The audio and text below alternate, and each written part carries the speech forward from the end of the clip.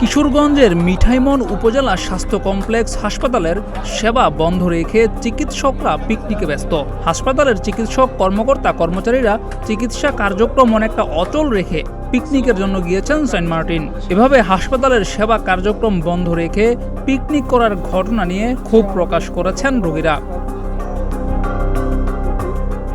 গত বৃহস্পতিবার 16 জানুয়ারি হাসপাতালের চিকিৎসা সেবা ব্যাহত করে রাতে মিঠাইমন থেকে সেন্ট মার্টিনের উদ্দেশ্যে যান হাসপাতালের কর্মকর্তা কর্মচারীরা। হাসপাতালে গিয়ে দেখা যায় অনেকে এসেছেন পরীক্ষার রিপোর্ট নিতে, কিন্তু ডাক্তারদের রুমে ঝুলছে বড় তালা।